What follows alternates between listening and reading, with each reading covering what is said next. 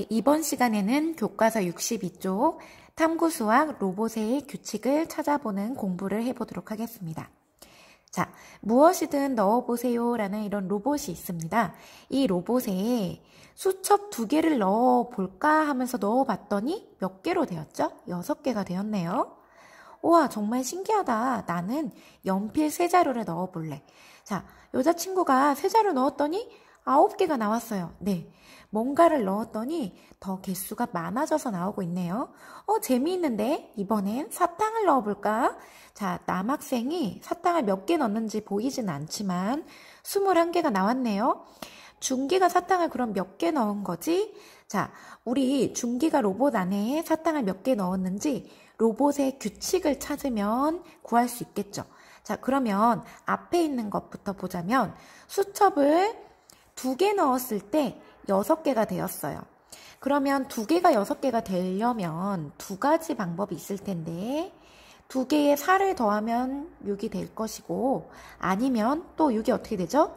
2 곱하기 3, 2, 3은 6이 되겠죠.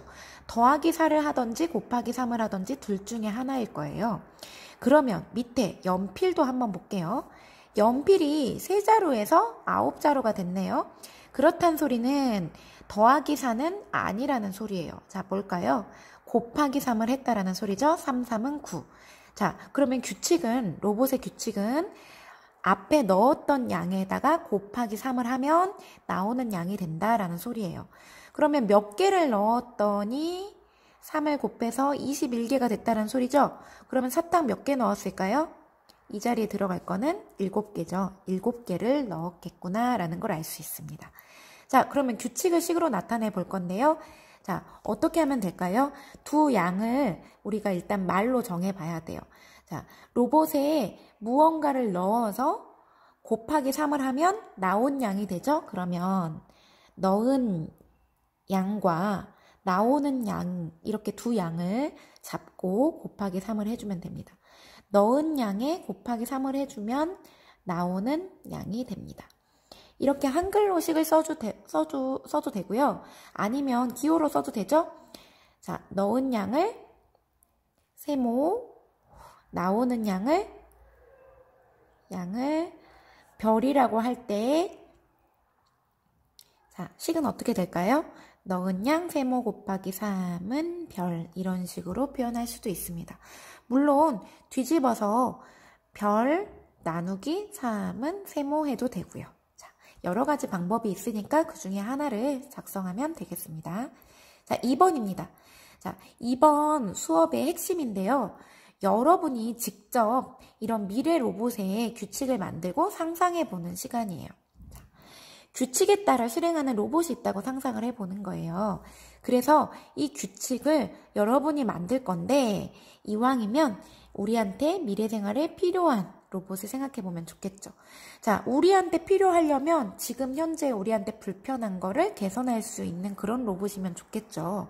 먼저 그러면 현재 우리에게 불편한 점들, 그런 것들이 뭔지를 생각하면 좋을 것 같아요. 우리에게 불편한 문제점 같은 걸 생각해서 그걸 해결해 줄 수 있는 로봇을 생각하면 되겠죠? 예를 들어서 여러 가지가 있을 텐데, 자, 우리나라 너무나 미세먼지로 고생 참 많이 했죠. 이런 황사, 미세먼지, 이걸 해결해 줄 수 있는 로봇. 혹은 또 뭐가 있나요? 지구온난화. 올해 특히 올 여름 굉장히 폭염이라고 하던데요. 이런 지구온난화, 이상기온 이런 것들, 그리고 지구온난화가 되다 보니 자꾸만 우리 지구가 메말라 가고 있죠. 너무 더워서 물이 증발합니다. 사막화가 되고 있어요. 이 사막화에 대한 거, 이런 거 해결할 수 있는 거. 자, 그리고 지금 현재 빼놓을 수 없는 코로나와 관련한 문제를 해결해 줄 수 있는 로봇. 또 점점 인구는 늘어나는데 식량은 부족하죠? 식량 부족, 이런 문제. 혹은 물 부족 국가, 우리 지금 물 부족 국가죠? 물 부족 문제. 혹은 주택도 우리 모자랍니다. 주택 공급 문제 등등, 이런 문제들을 해결할 수 있는 로봇을 생각해 보면 좋을 것 같아요.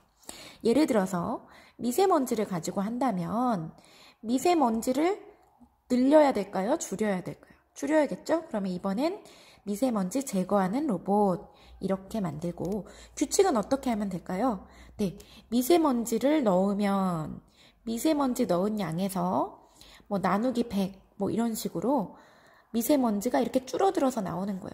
그래서 이런 로봇을 곳곳에 설치해 놓으면 미세먼지를 흡수해서 더 작게 걸러서 나오기 때문에 미세먼지가 줄어들 수 있겠죠?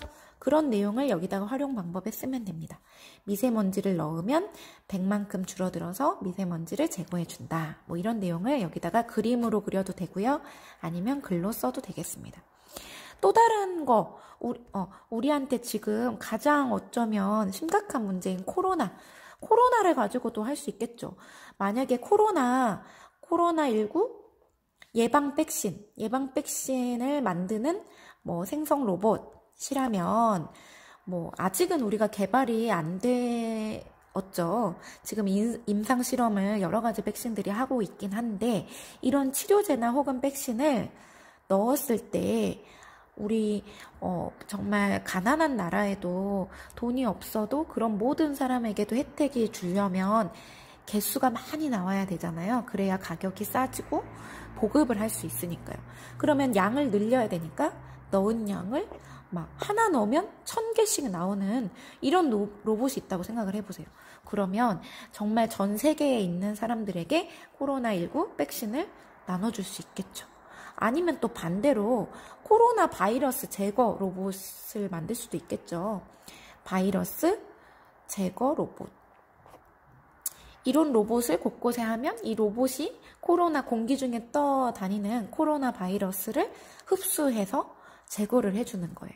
그러면 공기 중에 떠도는 이런 코로나19 바이러스를 넣은 양을 뭐 나누기 1000 이런 식으로 줄여서 코로나 바이러스를 줄여주는 그런 로봇이 있으면 참 좋을 것 같아요. 이 외에도 요새 정말 우리가 생각지 못하는 영화 속에 나오는 로봇들도 참 많이 개발이 됐다고 해요. 요새는 심지어 주택도요. 건물을 3D 프린터기 알죠? 3D 프린터기로 집을 짓더라고요. 그래서 엄청나게 저렴하면서 뚝딱 집을 만들 수 있는 이런 3D 프린터가 이미 개발이 됐대요. 그러면 아마 우리의 미래에는 더 빠르고 더 싸고 더 쉽게 만들 수 있는 그런 로봇들이 많이 개발될 것 같아요. 여러분이 그런 로봇들을 한번 상상해서 여기다가 우리의 목표는 사실 규칙이죠. 공부하는 중이니까요. 규칙을 꼭 잘 집어넣어서 한번 여기다가 활용 방법을 써보면 좋을 것 같습니다. 자, 이렇게 해서 63쪽까지 우리가 문제 해결을 해보았습니다. 모두 수고하셨습니다.